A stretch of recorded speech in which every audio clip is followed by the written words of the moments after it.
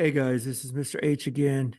Hey, in the previous video, I showed you how to use the equation that was in slope-intercept form to actually graph a line. Now I'm going to go the other way. When they've given us a line, I want to show you how to find the slope and the y-intercept so that you can actually come up with the equation and put it in slope-intercept form. So um, I'm going to start by looking at a couple examples, and then um, I'm going to do one of the examples from the practice part. So I'm going to start with this one here in the middle. Let me see. So they've given us 2 points on the line.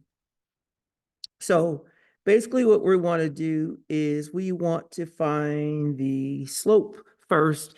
And then we also, in this case, they've given us the y-intercept. So it's going to be pretty straightforward. So if I start here, I'm going to go down to, that's going to be, oops, I'm going down to, that's my rise. And then I'm going to run 1, 2, 3, 4. So I'm running a +4. So the slope for this line is a -2/4, which reduces to -1/2. So the slope is a -1/2.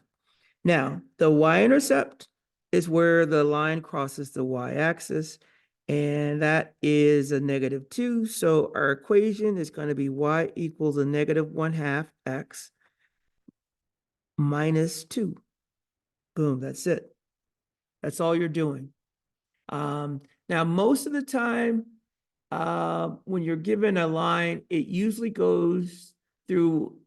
has an integer value for the y-intercept, but it doesn't always have to have a y-intercept that's an integer. So you just have to be careful on that. So let's just go to let's do one of the examples. All right, so I'm going to do number 2. All right, so we've got a line here, and actually this one looks like it's not quite going through. It's hard to tell what this one is doing because it's off a little bit. But I'm going to, let me see what it, so first thing I'm going to do is I'm going to try to calculate the slope. So I'm going to assume that this dot is right here. And then I'm going to assume that this dot is right here. Because otherwise this doesn't make sense if these are non-integer points. But so I'm going to go down 1, 2, 3. So that's my rise. And then my run is going to be 1, 2, 3, 4, 5, 6, 7. So I'm running 7. So the slope would be a -3/7. So I already know that this is going to be the slope. So I just put this part, 7x.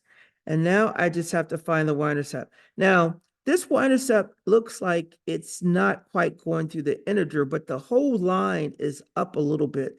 So I'm going to assume that they were trying to go through a +1. So I'm going to say the slope is a +1. So that would be the y-intercept. Now, if these 2 points, I'm going to use these 2 points, and I'm going to show you how to actually calculate b if it's not an integer. So let's go over. This is 1, 2, 3, 4, -1, 2, 3. So this point right here is a -4, 3.